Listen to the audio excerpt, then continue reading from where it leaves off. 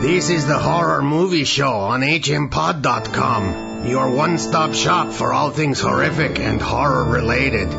Read the reviews, frolic in the forum, hem and haw over the horoscopes, and listen mightily to the Horror Movie Show with Mark and Jerry, your horrible hosts. Well, hello there, folks. Jerry here. And Mark. And we're bringing you another episode of the Horror Movie Show here on hmpod.com, also iTunes. Visit our Facebook page, The Horror Movie Show, and give us a like, send us some money, send us lots of money. We would like if you sent us money. We'd give you a like for that. Somebody sent us $5, but, that's it so far, so we're not getting rich here, folks. No, not at all. Don't you want us to be rich? I think we deserve to be rich. They're listening to us, but they're not sending us any money. Eventually, we'll have to stop doing this and actually get jobs. Yeah. I am so tired of eating grubs and drinking puddle water.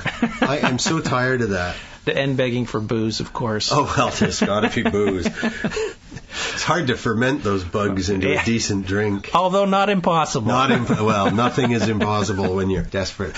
So we got a big show today, folks. We're going to be talking... It's so large. We're going to start by talking about Iron Man 3 and Star Trek Into Darkness. And I don't know if it's fair to mash these two into one big stinky review, but that's what we're going to do. Iron Man 3, directed by Shane Black, written by Black and Drew Pearce.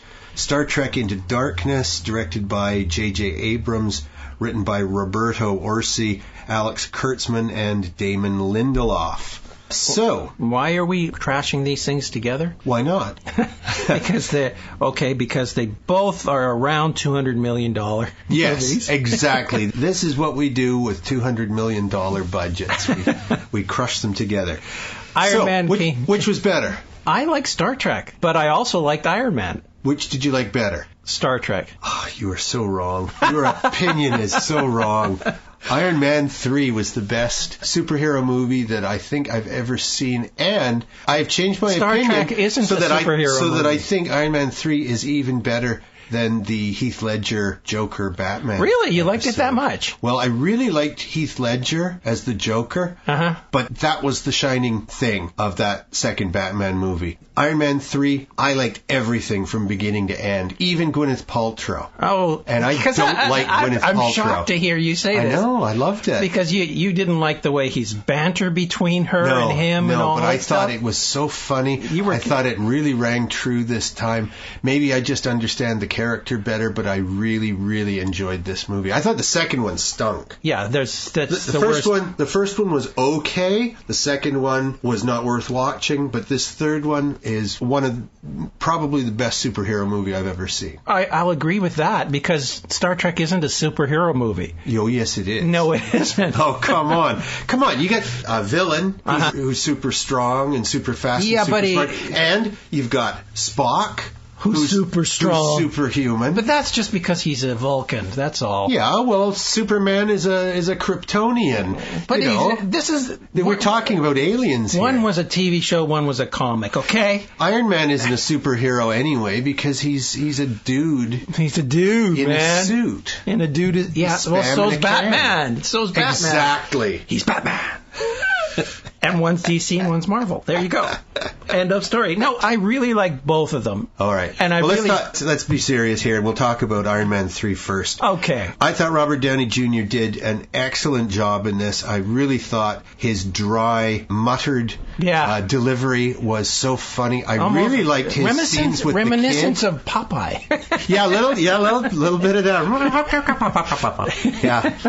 Oh, yeah. I'm going to have to bring you down a peg. And his scenes with the kid, I just thought were terrific. And, my God, you just can't fault the invariably great Ben Kingsley. Oh, wasn't he wonderful? That is the best supervillain ever. The Mandarin. The Mandarin. Or as they say in China, the Mandarin. Good old Darren. Yeah. Now, Mark, I say this for both of us, but we don't want to give anything away. This movie's still in the theaters, and people really should see it. Why don't we fresh. just say, okay, download this podcast, watch the movie, then listen to it. Well, we get into spoilers on another occasion, but the way I figure it is, it's been out for a couple weeks. If you haven't seen it by now, you're not a fan. You're not a true fan. But I enjoyed it throughout as well. The nice thing about it is the action was consistent. They had the slower moments where you get to a little bit of development of characters around him. Right. He meets all sorts of different weird people. Right. And I like the fact that there weren't any other superheroes in it. Right. He was by himself, basically. Yeah, we didn't have Nick Fury showing up. No. Is it Nick Fury? Yeah, it's Nick Fury. Yeah, no, we didn't have him show up. Or, Wasn't there a reference to Thor, though? I think there's references to other Marvel. Yeah, but they didn't show up. No.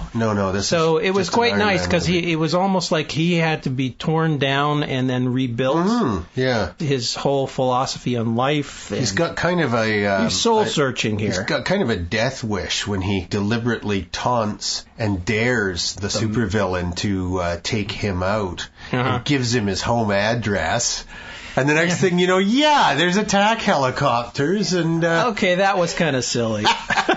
Well, and the other thing that I thought was a little silly, this is really my only big problem with this movie, is that we see all the Iron Man suits destroyed, and yet, when he needs them, there's like 50 of them available, and they're all, I don't know, somehow robotically controlled. He can take control of individual suits when he wants to, but they just sort of move on their own. They're very clever suits.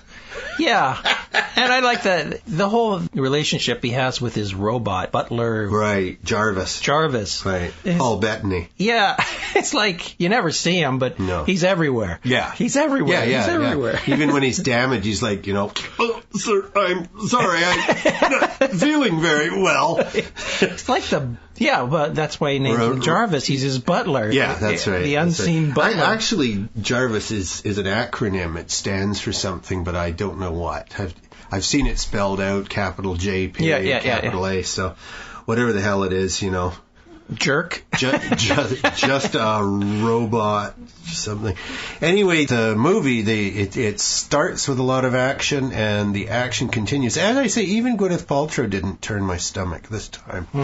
Don Cheadle wasn't in it very much, so you don't get the teaming up of the two Iron Men until... the very end. Yeah, I mean, they come in contact halfway through the movie, but Don's busy sort of doing government business, and they've really camped that up with the red, white, and blue star-spangled suit for him. What do they call him? They've changed his name. Justice, something like that? Iron Justice? Something like that. Yeah. Yep. I haven't read the comics in quite a while, so I don't know if any of this is coming from the comics or what. Yes, I believe, looking on IMDb this morning when I was making my notes, I believe it said that it was based on a specific series of Iron Man comics. Okay. Yeah. I also want to point out that Guy Pearce, who was one of my favorite actors. Just think he's terrific. Yeah. He was so good in Ravenous.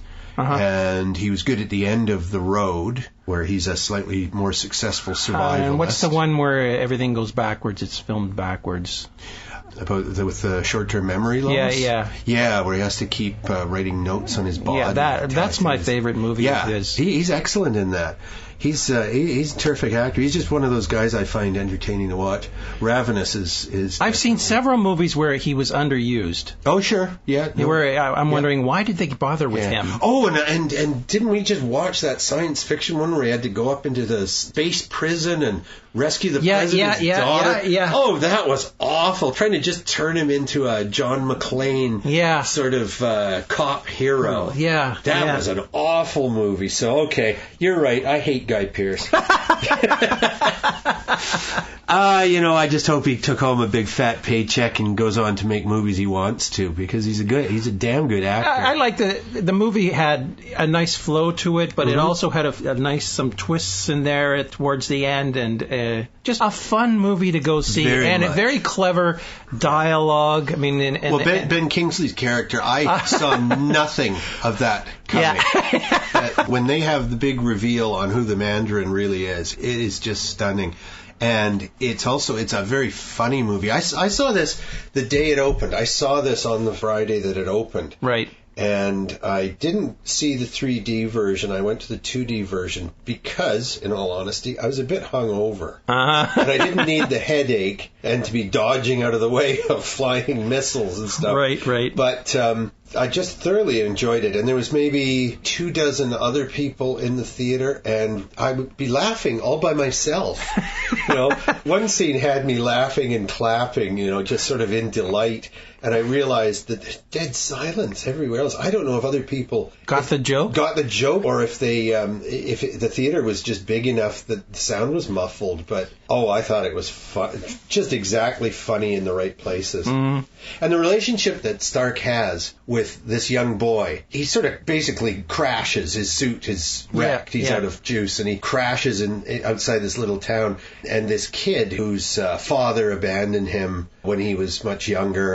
And he liked the milk thing. He's a little bit of a drama queen, this kid, and he's sucking up. He knows who Tony Stark is. Yeah. But Tony says, I'm the mechanic. You just call me the mechanic. So, okay, all right. But at one point when Tony's on his way, the kid says, are you really going to just leave me here? Yeah. It's Tony say. He says, kids, dads leave. That's what they do. Get over it. But it does it so deadpan, and the kid just goes, yeah, all right.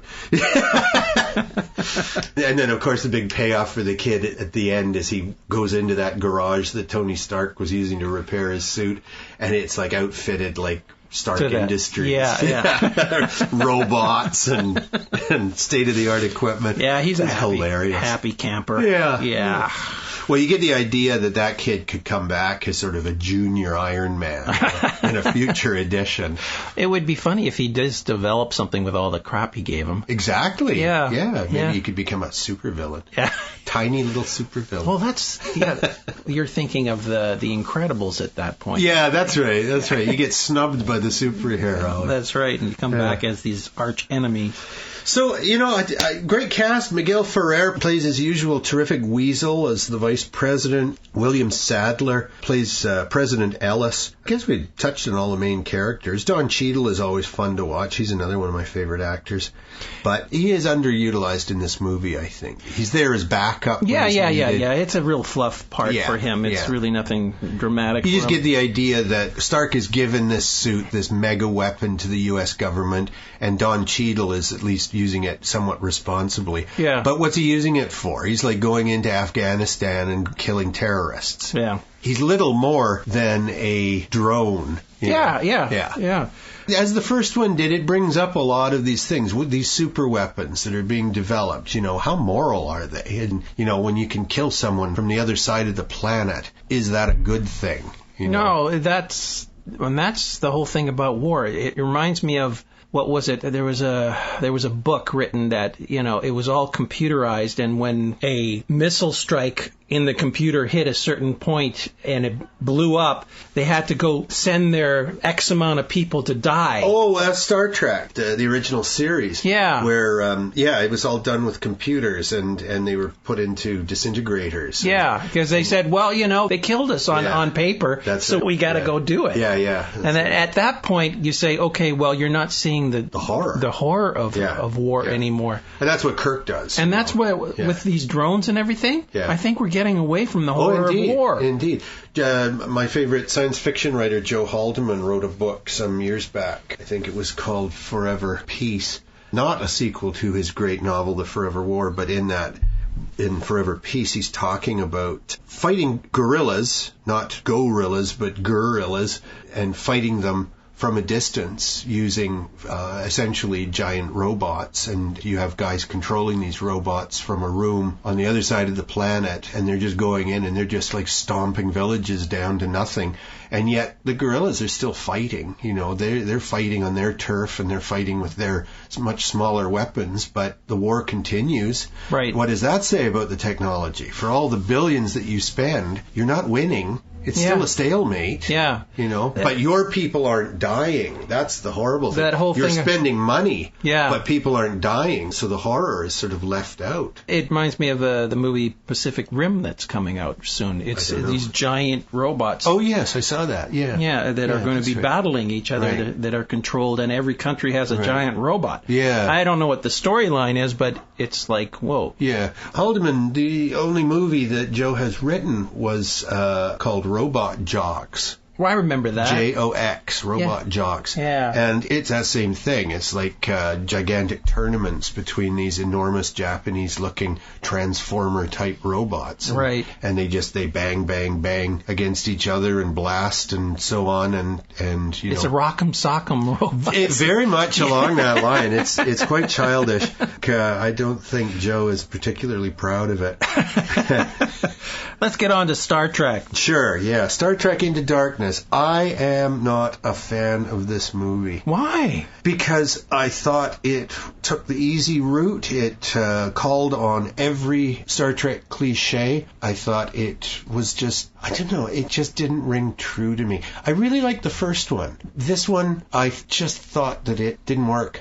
You're Didn't work wrong. for me. You're absolutely wrong. I I thought it was clever. I thought the development of the characters were really well done because they didn't go back and try to reintroduce. They just jumped into the story, and all the characters had their part in the story, and every one of them was What was Bones' part?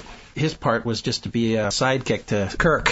How many times did he say, "Damn it, Jim, I'm not a I'm a doctor"? His was the character that had the least amount of, him and Chekhov had the least amount of development, but the rest of them had really integral parts to it, I thought. The whole relationship between Spock and Kirk, very well thought out, and the twists that they put in from the alternate universe that they are now making. They call it the Abramverse. Is that what they're calling it? Yeah, I saw that term. Anyway, I thought it was interesting that same things are happening, but in a different way. And I thought, that's cool. You know, you can spin older things into the background and still make it fresh. Okay, I'm going to give something away, and that is that the main villain, well, actually there's two villains in this, but the more interesting villain is played by English actor Benedict Cumberbatch, who plays Khan. Okay, so all these references to Khan from previous movies, previous stories, like Spock number 2 talks to Spock Prime, played by old Leonard Nimoy. And Nimoy breaks the rule and tells him exactly what the hell he has to do to defeat Khan. But did you think that the role reversal between Spock and Kirk worked in this movie? Because they essentially used the same scene that Nicholas Myers used to such great effect at the end of The Wrath of Khan. Right. Did you think that worked? I thought it worked. I didn't think it had anywhere near the power. I thought it was really well done, and because it was showing sacrifice in an opposite way. You know, it's like Kirk had something to learn. At the beginning of this movie, he's very cocky. Yeah. He doesn't want to listen to anybody. Yeah. He doesn't want to take anyone's advice. He gets his lumps because of it. I thought there was a growth in his character throughout this movie. And that's what I enjoyed seeing. Because really, at the beginning of this movie, he was just ignoring everybody and all protocol. And by the end of the movie, he was more socially responsible. I think that J.J. Abrams has believed all the hype about himself. I saw him on The Daily Show with Jon Stewart last week, a couple of days before the movie opened, and he was saying, this is so much better than the first one, and best thing about this is you don't have to be a Star Trek fan, you don't have to know anything about Star Trek to really enjoy this movie. This movie is nothing but cliches and references to Star Trek. I think if you don't know Star Trek, you'd be completely and utterly lost. I don't know. You say it jumps right in, the relationships from when the first reboot ended.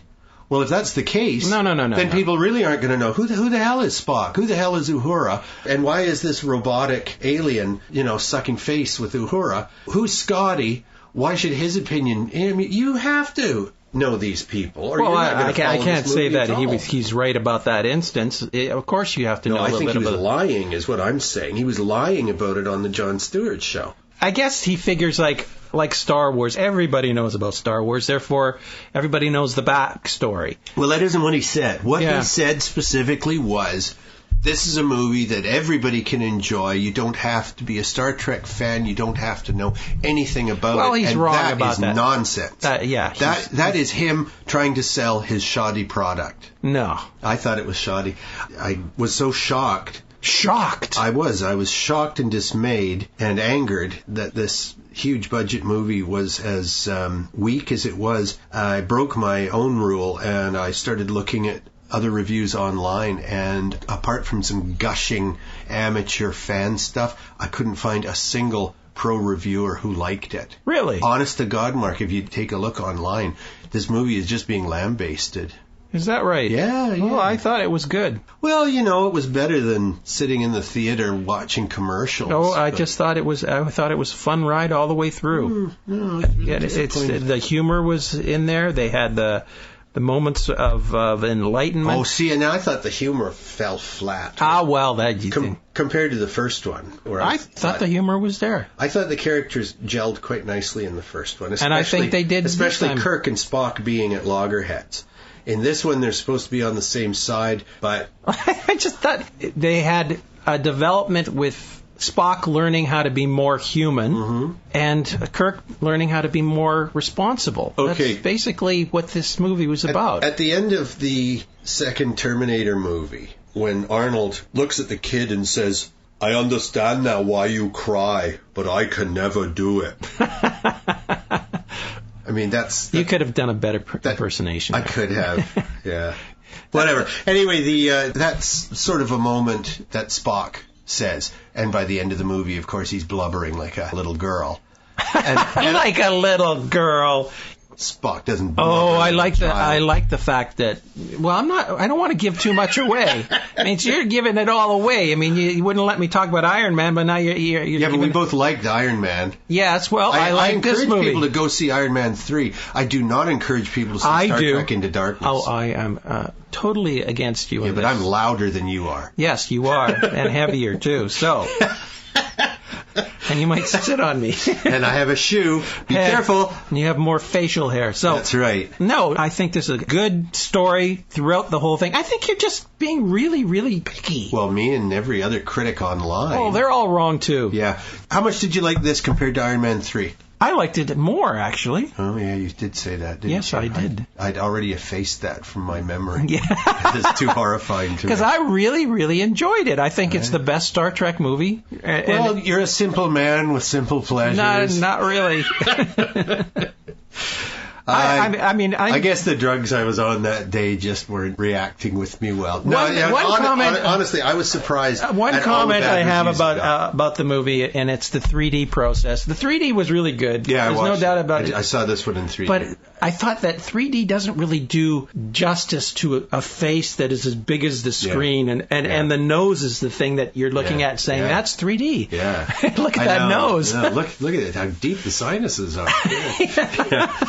I just thought that there was way too many really, really close-ups of faces. I was disappointed with the 3D. I didn't think that what should have been beautiful space shots, I just didn't think they really were added to by the 3D effect. I was disappointed with it. It didn't gel. The whole movie just didn't gel for me. It felt flat and false and insincere.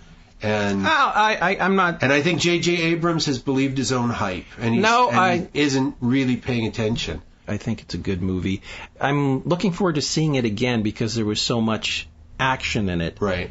And I was sitting really, really close to the screen. All right. Well, we got several other movies, and then we want to get into our Wes Craven retrospective. We're going to start that today too. Yes. So I do want to mention a movie that Mark and I saw. We were contacted by one of the writer-directors, Johnny Zito, Alpha Girls, it's called. It's from 2012. It stars Nikki Bell, Nicole Sinaglia, Cara Zhang, Beverly Rivera, Victoria Guthrie, and my personal friend Ron Jeremy, also known as the Hedgehog. Okay. Do you know him? No. Oh, famous porn actor from the 70s, 80s, and 90s. That's why I know him. Yeah. Because I was such an avid watcher. Yeah, no, 80s, 90s, and probably the first decade of this millennia.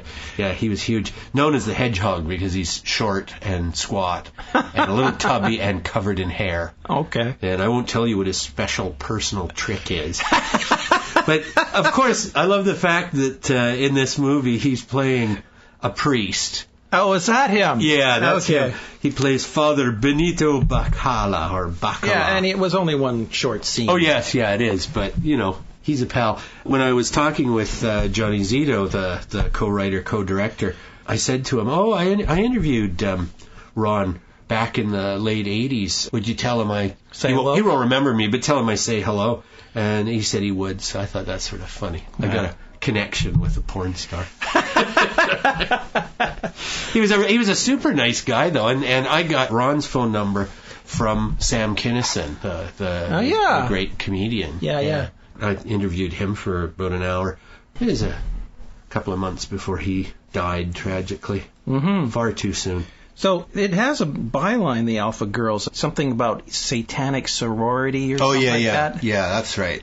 Yeah, the movie begins with a ceremony from like 100 years ago, and you get the idea this is a small Ivy League type school, like a little snobby college back east. In this one sorority, you got these snooty girls, and they are actually performing a hideous disemboweling death on a would-be sister. And from this, they get power from Satan to, become bitches, I guess. Yeah. Super bitches. Yeah, because back then, women didn't have that much power in anything. Yeah, that's right. That was the problem.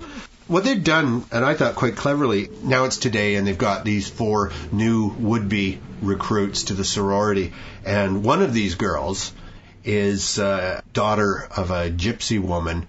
So she gets a hold of their book of black magic, and she realizes that the modern day sorority girls have no idea the power that's in this book. And so the little gypsy girl starts using the book to do what she wants. Because, they're trying to put the pledges. I guess that's the 4 main characters are. They're pledges. Yeah, they're pledges. They're trying to get into the sorority, and these girls want to drag them through the mud. They kind of turn the tables on everybody and start running the show. And killing them. Yes. Not all of them are murderers, but they all wind up participating. Yeah, I thought it was cleverly done in that way, and that gypsy girl is the one kind of like initiating all this, and all the other girls are following her because they don't like the other girls because they're snubbing them. Yeah. And they're treating them really poorly. So when they kidnap the main sorority girl, who's president or whatever, and they say, well, we're going to scare her. Right. Well, you're going to scare her by driving an axe into the front of her 6 or 7 times. Yeah, and all the other girls are watching the one girl do it, and they're all yelling, "What?" All screaming as buckets of blood are tossed into their faces. Anyway, it's like they all are trying to stop her from killing the girl, but it's too late. Yeah, she's dead. That first axe blow through the sternum is probably the one that is going to do it right off the bat. Anyway, I wasn't expecting a film like this because usually when we get these things that you download off the internet and all that stuff, they're pretty low budget. Well, this didn't look low budget. Really? You think so? I thought it looked pretty low budget. No, I didn't. But I'm not going to hold that against a movie. No, I don't care if the movie costs $10,000 or $20 million if it's entertaining and tells a good story. I thought it was well acted. I thought it was well directed. See it now there.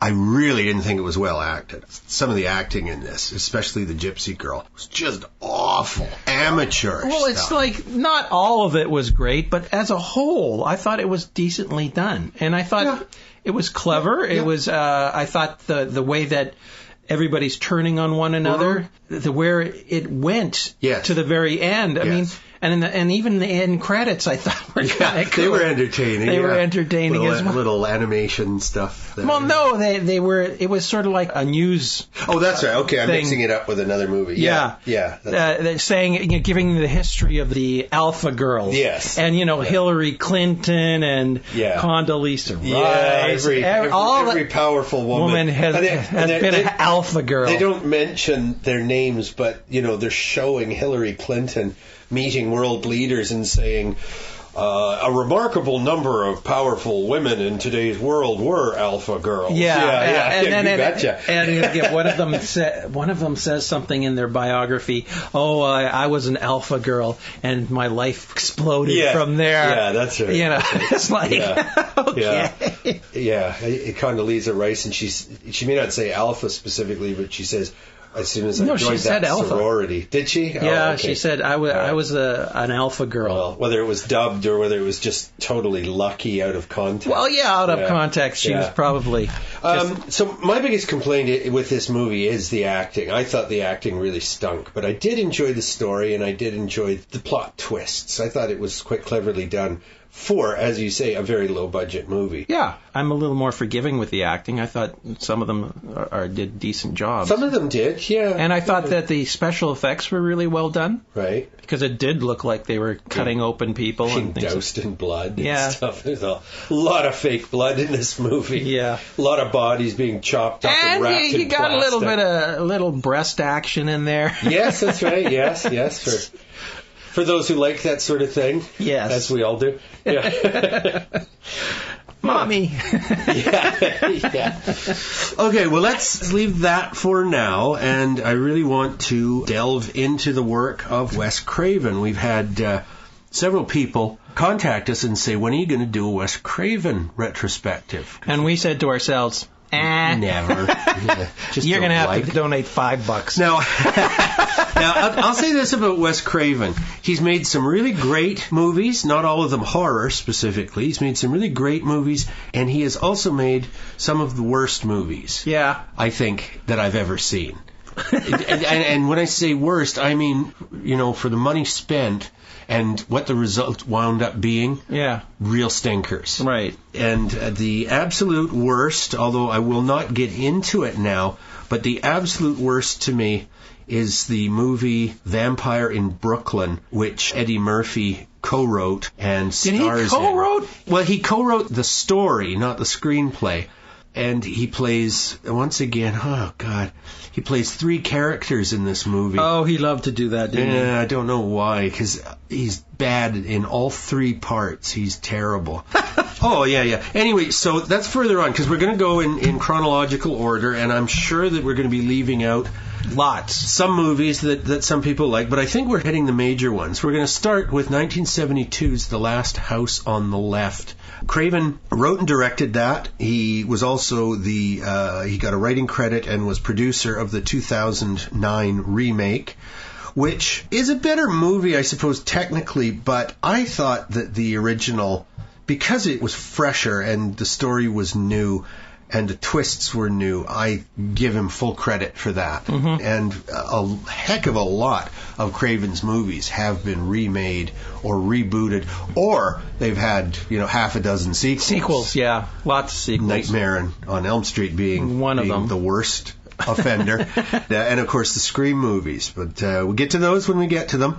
Last House on the Left, written and directed by Craven, stars Sandra Peabody, Lucy Grantham, David Hess, Fred J. Lincoln, Jeremy Rain, Mark Scheffler, among others. The story basically is a family has moved up to their house on the lake for the summer, and the daughter has gone out with another teenage girlfriend, and they're going to a rock concert, I believe, and they want to pick up a little grass along the way. She's talking with this young man who says he's got pot, so okay, great. They go back to his motel room. Now, I may be mixing it up with the new one, but they're roughly the same. Goes back to his motel room, and she and her friend meet the rest of this family, and they are psychotics. Mm-hmm. They are absolutely no compunction against killing, raping, and in that order. And you kind of wonder why the kid brought them there. Yeah, well, he thought it would be like quick in and out, but they get stoned, and time does funny things when you're stoned. And next thing you know, here comes Dad and the rest of them, and they are truly monstrous. The friend is murdered, and the daughter is dumped in the lake, but she's a champion swimmer, and she manages to make her way home to the house on the left. Yeah. The last house on the left.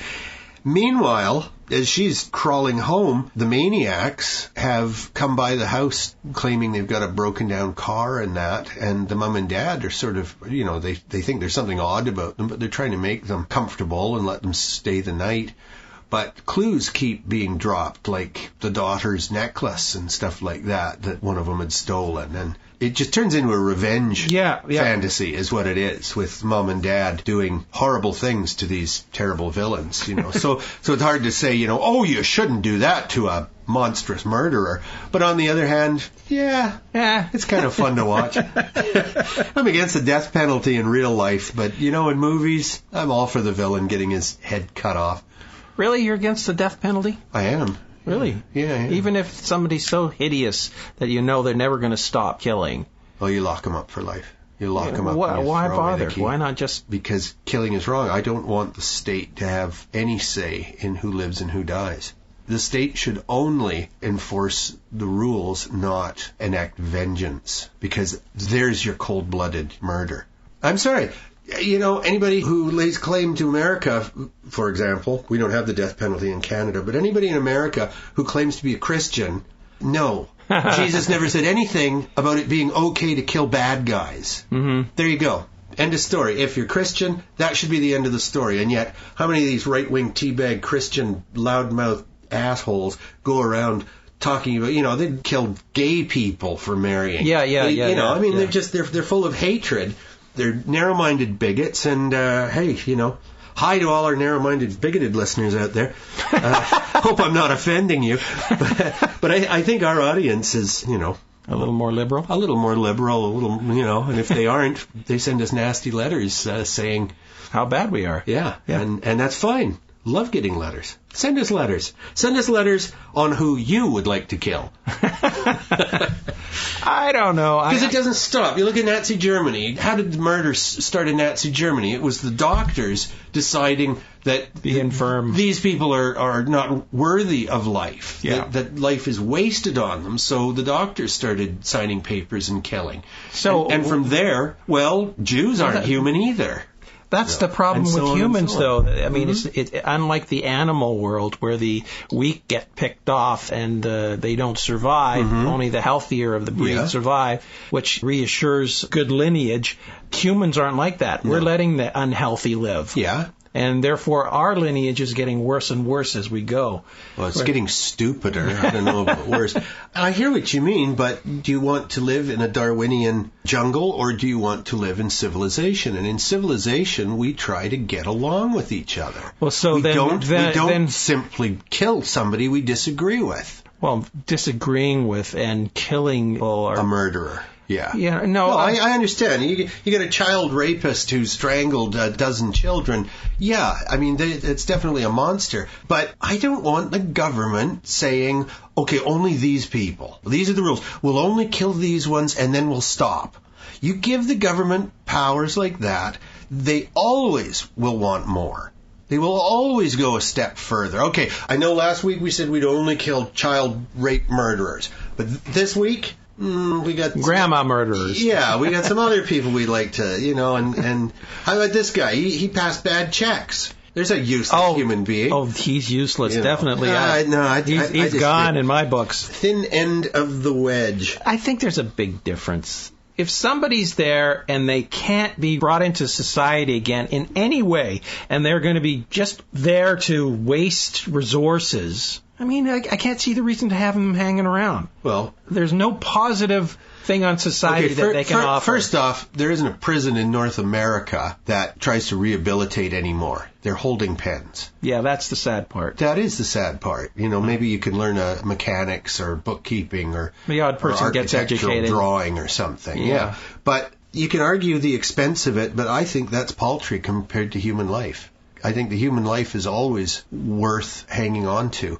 And even though these people may not deserve to, and that's just it. Don't let them back into society. Well, maybe there's another answer here. Maybe we get an island like Australia. Oh, see, Hitler had that idea. Hitler wanted to send all the Jews to Madagascar. Well, you see, that was a bad thing. But a mass murder, I would send them off to Iceland somewhere. Yeah, why not? Well, why screw up Iceland? Okay, well, because it's so enough hospitable. Of that. Enough of that. There's certainly a hell of a lot of blood and gore and a lot of revenge killings in The Last House on the Left. I enjoyed it. I enjoyed the 72 version and I enjoyed the 2009 remake, but I can't say that these are by any means Craven's best. Well, do you think that the original is dated? The 72 version? Well, like all these early versions, we're going to be talking the 77 version of The Hills Have Eyes. And both those movies being remade in the 2000s, they're much simpler. The action is slower and comes in, with... And he's not redirecting them. He directs the original, yeah. Not those two, no. Yeah, which I find interesting because... His direction is very 80s. Yes, yeah. It's like... These are 70s. Well, even worse, 70s. Yeah. It's like watching bad TV. Oh, real bad clothing and bad hairstyles and all that. Let's get on to the next one, The Hills Have Eyes. 77, remade in 2006, and there's been at least one sequel to both versions. Well, I think it's interesting because, the original was made for $230,000. Of The Hills Have Eyes? Yeah. Okay. And the remake, $15 million. Oh my God! So it's like it's crazy, isn't that? Yeah. And it's like what 30 years difference. Well, The Hills Have Eyes was one of the first movies that I ever saw on VHS tape. Yeah. My mom was a high def. Yeah, no way. My mom was a big fan of horror movies, and I used to go out and spend a weekend. I was still living at home in 77. I just graduated from high school. But by the time the early 80s came along, Mom was renting all these movies on video that, of course, she hadn't seen in the theater. So I started getting an education on many horror movies. And I remember The Hills Have Eyes. I thought it was particularly effective, very creepy. The gas station attendant who gets pissed off with the snarky dad of the family and sends them on the shortcut to the desert. And the road is rigged so that their vehicle gets trapped or breaks down, whatever. And then split the party up, and the dad goes one way and he finds horrors, and the son-in-law goes another way, and meanwhile the women and the young boy are left in the Winnebago, and things just go all to hell. And the villains of the piece are, I don't know if they're inbred specifically, they do seem to be family, but they're the result. That's the thing about Wes Craven. He always has these families. Yeah. They were miners who, during the 1950s, when they were doing nuclear testing in the area, refused to leave. So now they're nuclear mutants. Right. And I feel sorry for one of these guys. He's on the cover of the video, if you ever check it out or look on IMDb. Michael Berryman. And he's just a very odd-looking man. He's got a hairless skull, and it's tall and sort of lumpy, and he looks like he's been reconstructed after some hideous construction accident. Now, the only time that I've seen Michael Berryman, other than the occasional horror movie, was he played an alien Starfleet captain on an episode of Star Trek The Next Generation. Okay. Because he's so odd-looking. That was the one where the little bugs were taking over the Federation. Again, Admiral's gone bad. Yes, right? Yes. And also saw him in One Flew Over the Cuckoo's Nest, where he's lying in a bed, all googly-eyed and totally out of it. He never says a word the whole movie, but they get him drunk, and he seems to be having a good time strapped into his bed. So the poor man looks like an absolute lunatic, and he's wonderful in this. And the other thing is, of course, he can act, he can talk, he's a perfectly good actor, but cursed with this hideous face, or blessed, perhaps. Because he made it into TV. Because he's a movie star. Yeah. Big fan favorite, Michael Berryman. Okay. But the movie also has John Stedman, Janice Blythe, Russ Grieve, Dee Wallace is in it. Oh, yeah. She plays the mom. That's right. Comes to no good. Isn't she in the sequel as well? No, I don't believe she was the mom in the sequel. No, the mom in the sequel was But she's making a re... Yeah, she's in a lot of horror movies these days. Yeah. I saw her in one the other day. Yeah. Another one. Yeah, she was in the Hansel and Gretel one. That's right, and she was in a zombie movie we talked about a few months ago. Yeah, and she was in another one I saw just the other day. Right, yes, I saw her in something, probably watching it for this very show. Anyway, I thoroughly enjoyed it, and when we were going to talk about the remake a few months ago, I found a copy of the original Hills Have Eyes and watched it. And other than being a sort of a sketch of the remake, which is much denser and gets more into the behind-the-scenes stuff of who these poor mutations are. Other than that, the story holds pretty much together. Okay. Just as well. I would recommend both of them, but the newer one, I have to say, it doesn't have the charm and the style of the original. Okay. Gory as they are. That 15 million just didn't cut it for it. No, it didn't improve the story. It didn't improve the writing. And the last one we want to talk about today, folks, is Swamp Thing. Swamp Thing, 1982, written and directed by Craven. Dick Durock plays the Swamp Thing. Adrienne Barbeau, and what might be her best role ever. Actually, she made a few good movies in this genre. She was in Escape from New York. That's right. She was also in Creepshow. Okay. She gets eaten by the Yeti Sasquatch monster in the box. We get to see her breasts in this one. Yes, indeed. Yes. In one scene, they are voluminous. Suddenly they have her bathing in a swamp. Yeah. Well, as one would. And there's the Swamp Thing kind of looking at her. Yeah. I'm going, okay, that's where he gets his wood from. Yeah, there you go.